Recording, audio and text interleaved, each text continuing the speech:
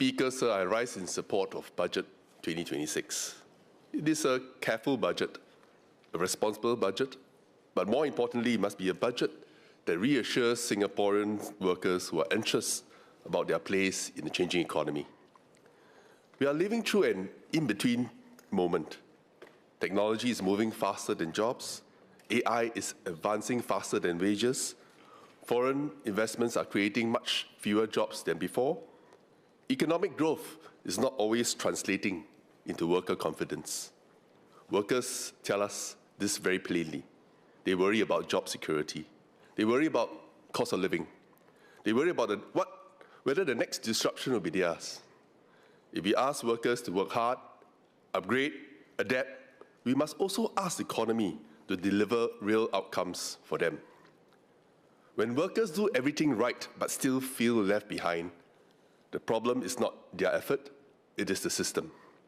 This is why in this budget, I will speak for 5 groups of workers. I call them the 5 U's: the unemployed, the underemployed, the underrepresented, the untrained, and the underserved. My first U worker group is the unemployed, specifically the involuntarily unemployed. To be candid, last year we saw many retrenchments and many bad retrenchments as well. Employers who do not abide by the tripartite advisory on managing excess manpower and responsible retrenchment made headlines. Each time, NTUC and our union stepped in, fought for members and workers, including securing payouts, and escalated the issue to the Ministry of Manpower. Drivers of retrenchments like business restructuring and uncertainties will persist this year. NTUC and unions stand ready to support impacted workers, including professionals, managers, and executives, who may not be covered under collective agreements. I ask the government to give NTUC and unions more time, strength, and information to do so. First, introducing advanced mandatory retrenchment notifications to unions and the government can provide more timely and early intervention. Currently, employers with at least 10 employees are required to notify MOM within 5 working days after notifying employees. The government can consider all MRNs to be made prior to retrenchments. I say again, prior to retrenchments. Second, there should be stronger penalties for employers who do not comply with this requirement, and not just a slap on the wrist. Third, the government can consider sharing information with NTUC and unions on sectors and companies that might be disrupted due to economic restructuring, including expected scale of impact and timeline, past retrenchment incidents, and past retrenchment benefit levels. I am heartened that after a decade of lobbying, involuntarily unemployed workers facing temporary financial strain can now benefit from transitional support for up to 6 months while they undergo training or looking for better-fitting jobs through the Skills Future Job Seeker Support Scheme.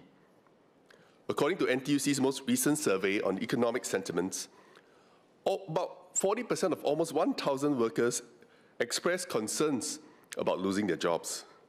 In fact, from April to August last year, MOM also shared that 60% of the 7,200 GSS applications received were rejected, of which one of the top 3 reasons for unsuccessful applications was exceeding the income threshold of $5,000 per month. I therefore opine that more can be done to support the broad middle of involuntarily unemployed workers. The government can consider raising the income threshold from $5,000 to $7,600 to better cover PMEs. By easing financial pressures, GSS helps workers avoid rushing to poor job matches that lead to underemployment. Sir, this brings me to my second U worker group, the underemployed, which can be broadly defined as those who are underutilized in the workforce in terms of availability, qualifications, skills, or experience. Time-related underemployment, such as when an individual who has the capacity to work a full-time position works part-time, is measured by MOM and widely studied. However, non-time-related underemployment, such as when a highly qualified, skilled, or experienced expert holds a junior level position is more difficult to determine. This is why NTUC has collaborated with the Singapore University of Technology and Design to study this issue since 2023. There is also voluntary and involuntary underemployment. Voluntary underemployment, where workers opt to work fewer hours or in a less demanding role to pursue better work-life balance, personal interests, or less stressful career, can represent diverse aspirations and values. It is the involuntary underemployed group that warrants our attention. These are workers who stay in contract or gig work because they cannot secure a full-time position. They are also overqualified workers who seek to move up a career but are stuck in junior-level positions and pay. Over time, underemployed workers can become trapped in the vicious cycle of low-paid and insecure work, limiting opportunities for upward mobility. Women and caregivers, in particular, are at a higher risk of underemployment and consequently unequal pay as they take more time out of the workforce and seek flexible work arrangements to balance caregiving commitments. I therefore submit that the government broadens its definition of underemployment and collaborate closely with our tripartite partners to monitor this issue and maximize the productivity and earning potential of every worker, especially after NTUC and SUTD's underemployment study findings are released in the coming months. Fixed-term contract workers are one group acutely vulnerable to job insecurity. The government can encourage employers to place fixed-term contract workers into permanent roles after 2 cycles of contract renewals and regard successive contracts renewed within 2 months of the previous contract as continuous service, instead of the current 1-month window stipulated in the tripartite advisory on the employment of term contract employees. Another group vulnerable to involuntary underemployment that has been concerning of late is young workers and fresh graduates. According to the most recent graduate employment surveys from autonomous universities, private education institutions, and polytechnics, fewer graduates secured permanent full-time positions within 6 months of graduation across the board, even as starting salaries continue to rise. While this is in part due to the younger generation's propensity to explore diverse and flexible career paths, many also face external challenges like the shrinking of entry-level roles, accelerated by AI and increasing saturation of diploma and degree holders. Earlier this month, NTUC hosted a dialogue with students at the SMU on the subject. I was there as well. Students spoke frankly about sending dozens, even hundreds of job applications without even a single reply. Even internship stacking may not be deemed as sufficient, as employers increasingly prefer to hire applicants with at least minimum 1 to 2 years of full-time work experience. Early career professionals impacted by retrenchments are also met with stiff competition as job hugging or resignation rates hit a historic 20-year low. Labour market transitions can eliminate existing opportunities but also yield new ones, such as new sectors and more flexible or meaningful forms of work. For example, Singapore is constantly ranked as one of the most AI-exposed countries in the world, but also one of the most AI-ready. Young people will need to know how to reach these new opportunities, and our institutions must be equipped to support them. The government launched the Graduate Industry Traineeships GRID program last year to absorb recruitment and training risk for employers while helping fresh graduates gain industry experience and relevant skills. This is a good start. To avoid skills jobs mismatches or youth getting stuck in gig, contract, or part-time work after long and unfruitful job searches, more concerted effort must be made to invest in human capital and skills. Broaden the range of good jobs with good prospects and growing local companies and startups, many of which are aligned with recommendations outlined by the Economic Strategic Review. The government can consider launching an extended and higher value iteration of GRID in high growth and high demand sectors with opportunities ranging from 1 to 2 years and with monthly traineeship allowances on par with starting salaries. Host organizations must convert trainees into permanent full-time employees unless a valid reason and supporting evidence are submitted. The government can also set aside more resources to groom early career professionals by sending them for overseas work postings, which is opportune as a market readiness assistance grant and a host of other schemes are enhanced to support local companies to internationalize. EDB recently announced a 20-year low number of jobs expected to be created, despite attracting more investments. This is a global problem in the age of automation and AI, but in Singapore, we cannot accept an economic model where growth advances while workers are left behind.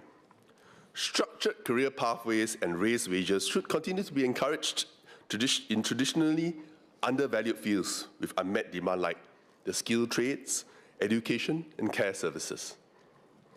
My third U worker group is the underrepresented, referring to local professionals, managers, and executives, PMEs for short, who make up about almost half of the workforce, and disproportionately impacted by economic restructuring and technological disruptions, but who may lack representation and protection benefits. Lower income PMEs, sometimes disguised, for example, are not covered under Part 4 of the Employment Act, which provides for rest days, hours of work, and overtime pay. I therefore call on the government to increase the Employment Act Part 4 income thresholds, something that I raised in this House before, for non-workmen to at least $3,000, which will better reflect today's workforce demographics and help curb overworking norms. To ensure protections in the Employment Act keep pace with wage growth and workforce changes, the government can commit to reviewing the Employment Act every 5 years or when salaries reach a particular threshold, with a midterm review of income thresholds to ensure legislation does not lack economic shifts. The government can also consider reviewing the Industrial Relations Act, which stipulates that PMEs cannot be represented by unions if they are in senior management, and executives with duties involving hiring, firing, or confidential information that present a conflict of interest. I suggest there be greater clarity about exclusions other than what is provided in the tripartite guidelines, as there are employers and human resource professionals who are still riding on this exclusion to disallow unions to extend their scope of representation, especially for purposes of collective bargaining. Currently, rank and file unions can represent eligible executives on a limited individual basis for specific industrial matters, including retrenchment benefits, dismissal, breach of individual contract, victimization, and re-employment disputes. I ask that the government broaden the scope to also include grievance handling. For over a decade, I've advocated for a compendium of measures to level the playing field and strengthen the Singaporean core for local PMEs, including legislation against errant employers who discriminate against Singaporeans, a foreign PME dependency ratio, stricter employment pass application conditions, and many others. Yet local PMEs, especially those working in multinationals, tell me that they still sometimes feel underrepresented in numbers and rank at their workplaces. We can say time and again that this is not a zero-sum game, but when MNCs retrench equally knowledgeable, skilled, and experienced local PMEs to retain cheaper foreign manpower, or when local PMEs are disproportionately underrepresented in senior and leadership positions and paid less, it can feel like this. To be clear, foreign PMEs remain essential to complement Singapore's workforce. They fill critical skills and labor gaps, bring global expertise and networks, and help keep companies growing rather than relocating. Many are friends and neighbors in our communities. The key is to create policy that encourages foreign PMEs to complement rather than displace the local workforce, encourage skills transfer and local foreign integration, and position local PMEs for senior and leadership positions, as well as high-paying and higher-value jobs.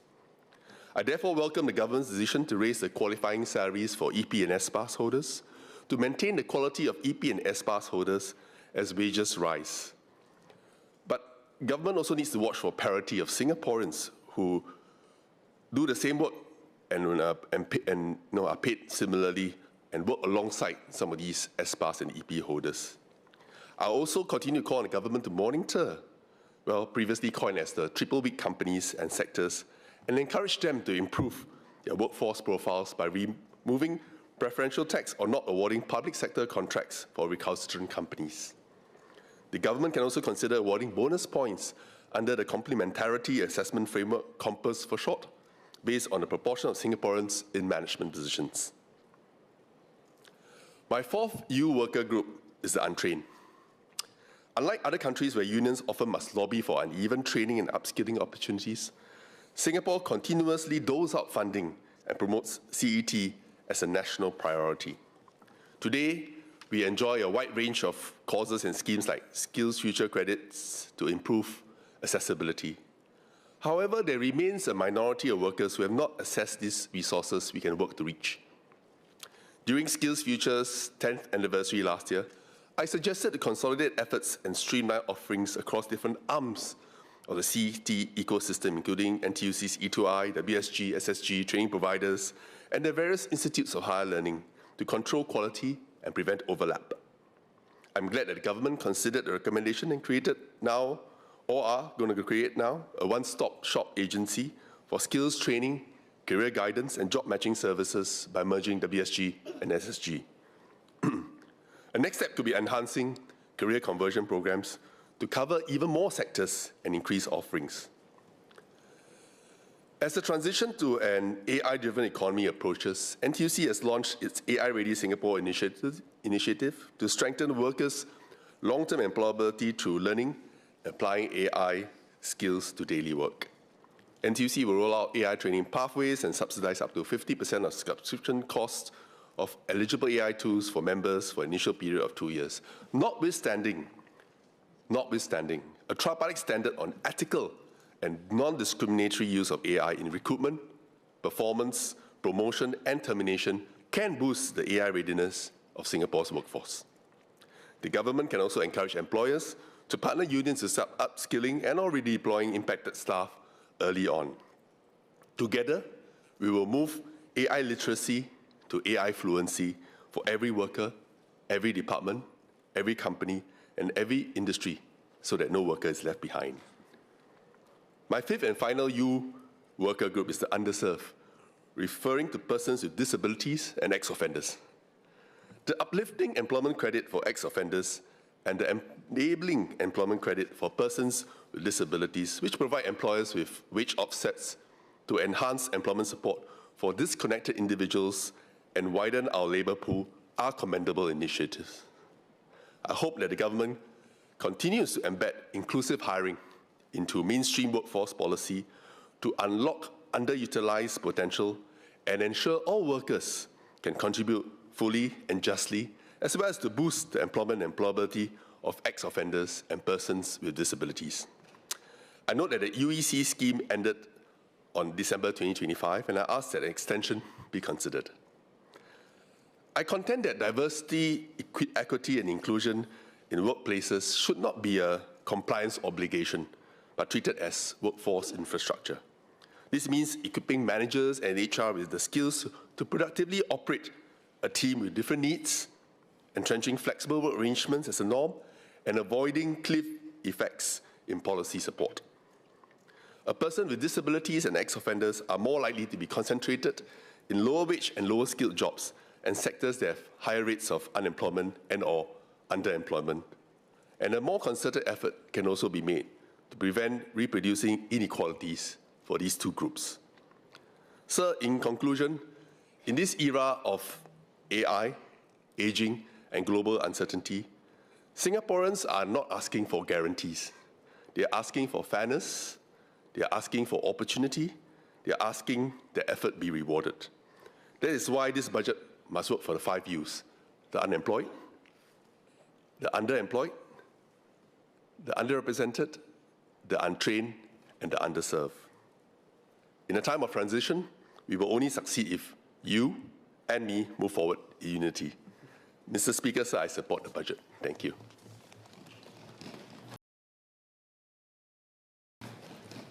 Mr. Singh, you have a clarification to make.